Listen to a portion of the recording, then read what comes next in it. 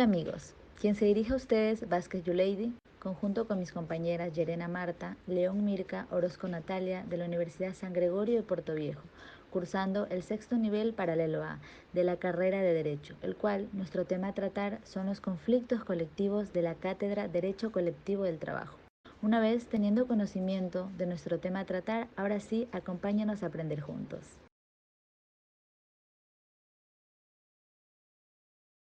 Conflictos colectivos. Al hablar de este tema tan importante, debemos tener claro que un conflicto es una lucha, un combate, es decir, una posición antagónica como resultados de intereses de las partes comprometedoras del mismo.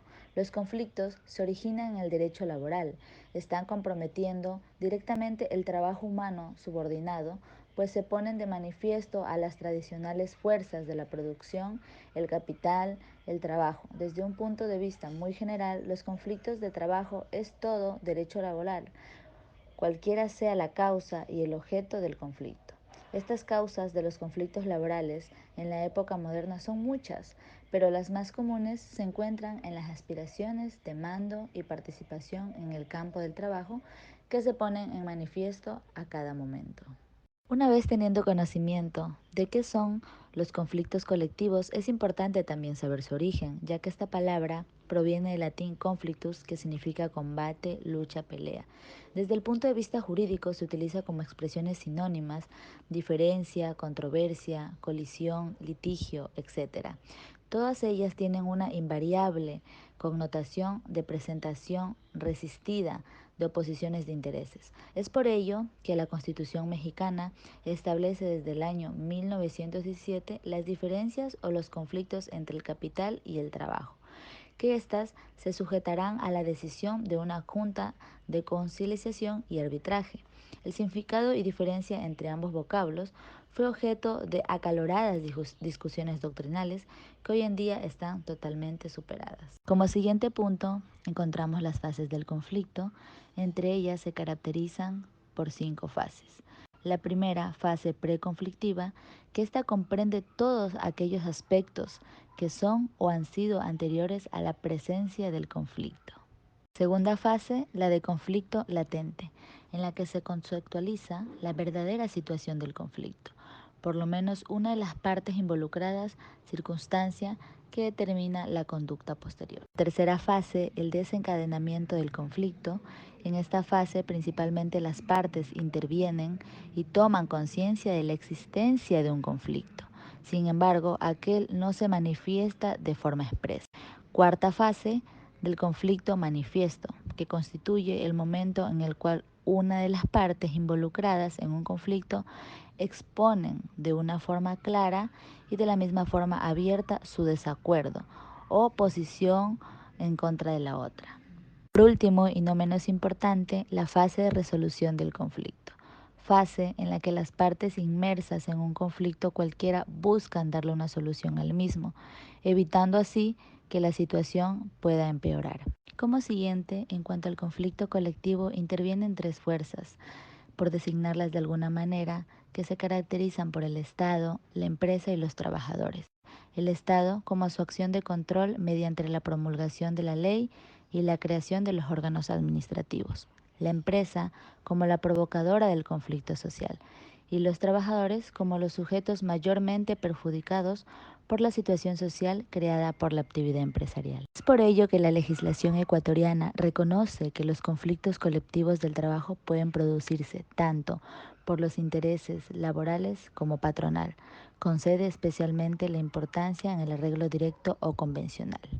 Los conflictos colectivos laborales tienen como fin el mejoramiento de las condiciones del trabajo y los patronales, en cambio, superan las crisis económicas o de mercado que les afecta. Dentro de la conciliación y la mediación laboral, tenemos como primer punto la conciliación anticipada. De presentarse reclamaciones ante la autoridad que puedan provocar la presentación de un pliego de peticiones, el director y los inspectores provinciales del trabajo podrán ordenar la comparecencia inmediata de empleadores y trabajadores, con el objetivo de conciliar y evitar el conflicto colectivo. Como segundo punto tenemos la conciliación directa. Las actuaciones del empleador que lesione los derechos de los trabajadores pueden ser reclamadas colectivamente mediante el denominado pliego de peticiones y que se presenta ante el Inspector Provincial de Trabajo. La ley laboral no refiere el contenido del pliego de peticiones, pero deberá contener por lo menos la relación laboral, los fundamentos para la reclamación, los asuntos concretos reclamados, el trámite que debe concederse y los domicilios para las notificaciones. La autoridad que reciba el pliego notificará al empleador dentro de las 24 horas, concediéndole un plazo de 3 días para poder contestar. Si la contestación fuera favorable a las peticiones de los trabajadores, se extenderá un acta firmada por las partes interesadas y se dará por terminado el conflicto. El cumplimiento del acta tendrá carácter. Como tercer punto tenemos la mediación laboral. En casos en que la contestación al pliego de peticiones fuere parcialmente favorable o no se diere contestación, el Inspector Provincial de Trabajo remitirá todo actuado a la Dirección de Mediación Laboral que convoque a las partes, cuantas veces fuere necesario, a fin de que se superen directamente las diferencias existentes.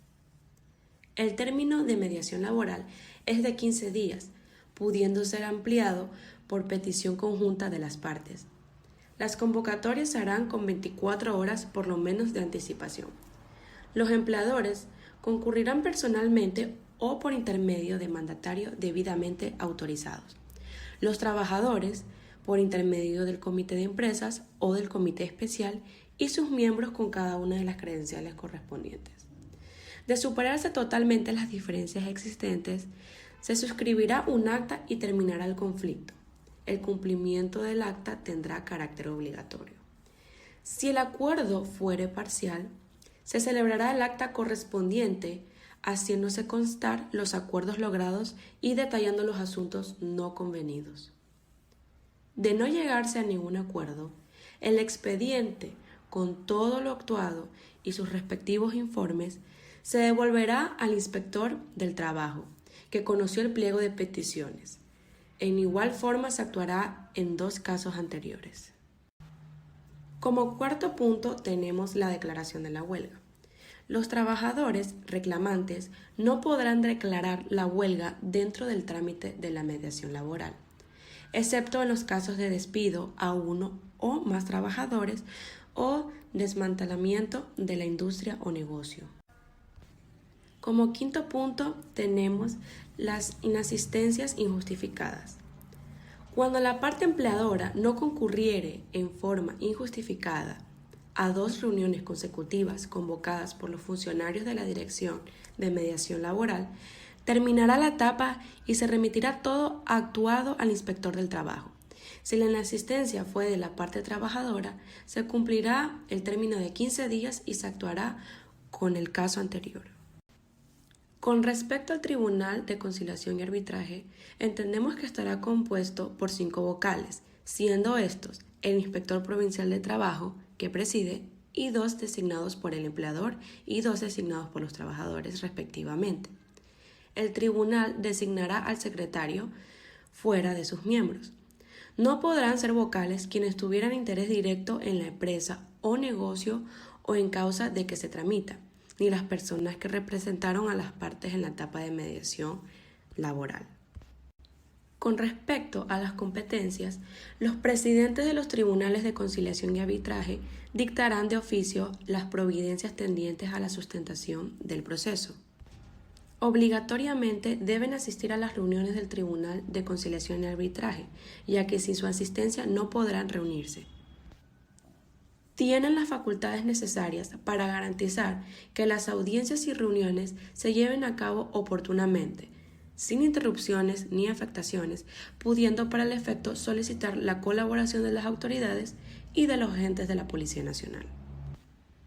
Para las reuniones de los tribunales de conciliación y arbitraje, se convocará a los vocales principales y suplentes, los que se podrán principalizar en orden a sus nombramientos. El quórum del tribunal se conforma con la asistencia de 3 de sus vocales y las resoluciones se tomarán con igual número de votos a favor. Las pruebas solicitadas por las partes deberán ser atendidas oportunamente y se considerarán las facilidades necesarias para su debido cumplimiento. Todo incidente que se suscitare en el conflicto colectivo será resuelto por el Tribunal de Conciliación y Arbitraje al momento de dictarse la resolución. La inobservancia a las formalidades no es causa de nulidad. La vacancia judicial dispuesta por la Ley Orgánica de la Función Judicial no suspende la tramitación y sustentación con fines de claridad. El procedimiento. Dentro del expediente remitido por la Dirección de Mediación Laboral, el inspector provincial de trabajo dispondrá que las partes nombradas como vocales principales y suplentes dentro de las 48 horas y a quienes los posicionará en las 24 horas. En caso de que las partes no se designaran a los vocales y los nombrados no llegasen a posicionarse, la designación será cumplida por el inspector de trabajo. Las audiencias de conciliación. El presidente del Tribunal de Conciliación y Arbitraje señalará día y hora para que tengan lugar la diligencia de audiencias de conciliación, debiendo hacer por lo menos 2 días después del posicionamiento de los vocales. El empleador ocurrirá personalmente o por intermedio de mandatarios debidamente autorizados y los trabajadores por los miembros de la dirección del comité de empresa o por el comité especial debidamente acreditado. El fallo ejecutoriado. Las actas suscritas en las etapas de conciliación y el fallo ejecutoriado dictado por los tribunales de conciliación y arbitraje tiene el carácter obligatorio, reconocido para los contratos colectivos. El fallo o sentencia ejecutoriado es la resolución judicial porque no admite recurso alguno. Se considera como cosa juzgada y deberá ser cumplida en todos los puntos resueltos en materia laboral a los 2 días de haberse notificado. Los recursos. Es la reclamación formulada por quien se cree perjudicado o agraviado por las resoluciones de un juez o tribunal ante el mismo juez o superior inmediato, con el fin de que se reforme o se revoque. Los recursos reconocidos por la ley laboral son aclaración, ampliación, apelación y nulidad. Los recursos deberán ser interpuestos dentro de los días de notificación del fallo. Los tribunales superiores de conciliación y arbitraje conocerán y resolverán los conflictos colectivos del trabajo en segunda instancia.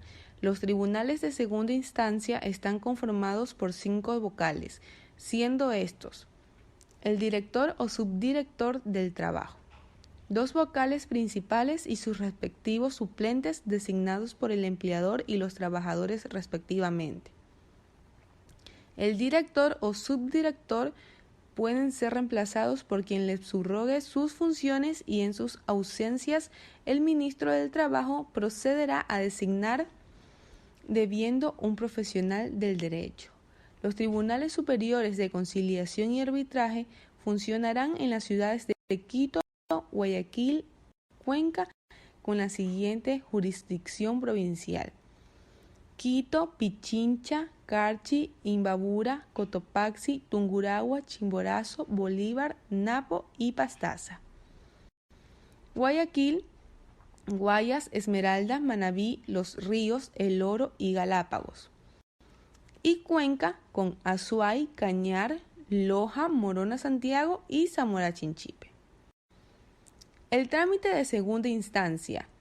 El director del trabajo, una vez recibido el proceso, dispondrá que las partes designen a los vocales dentro de las 48 horas subsiguientes a la notificación y procederá a posesionarlos en las 24 horas de cumplido el nombramiento. Se fijará el día y la hora para que tenga lugar a la diligencia de audiencia de conciliación y debiendo ser dentro de las 48 horas de posicionados los vocales. En la audiencia, el Tribunal Superior de Conciliación y Arbitraje escuchará a las partes a las que podrá presentar los documentos que respalden sus derechos. Cumplido el tribunal, propondrá la base de conciliación referida exclusivamente a los asuntos en materia de apelación. Debe llegarse a la transacción o conciliación y se levantará un acta suscrita por los interesados y concluirá el conflicto. El acta tendrá el carácter de obligatorio. Cuando no se llegue a conciliar, el Tribunal Superior de Conciliación y Arbitraje dictará el fallo dentro de los 3 días subsiguientes a la realización de la audiencia de conciliación. El fallo de segunda instancia únicamente podrá ser aclarado y ampliado a petición de parte, presentada dentro de los 2 días subsiguientes a la notificación. Las disposiciones complementarias. Al referirse a los conflictos colectivos, el Código del Trabajo hace constar algunas disposiciones que no han podido ser incluidas en los acápitas anteriores. Los honorarios de los miembros de los tribunales. Los honorarios que deben percibir los miembros de los tribunales de conciliación y arbitraje, el secretario y los peritos de la primera instancia serán regulados por el Director General del Trabajo y de la segunda instancia el Ministro del Trabajo. De la resolución del Directorio del Trabajo se podrá apelar en el término de 2 días ante el Subsecretariado del Trabajo, quien tiene el igual término para resolver. No existe recurso a la resolución del Ministerio del Trabajo. La percepción por parte de los miembros de los tribunales secretarios o peritos de cualquier valor fijado, según lo anterior, constituye un delito de consecución. El Ministerio del Trabajo tiene la obligación de denunciar ante los jueces competentes y cualquiera de las partes podrá presentar acusación particular. Los valores recaudados por multas se entregarán al Consejo Nacional de Medores. Los fallos contradictorios. Las resoluciones y fallos contradictorios sobre cuestiones de derecho serán sometidas a conocimiento del Ministerio de Trabajo y Recursos Humanos, a fin de mantener la necesaria uniformidad de las decisiones de los tribunales de conciliación y arbitraje. El Ministerio remitirá las conclusiones de la Comisión al Congreso Nacional para que se dicten las normas legales que correspondan.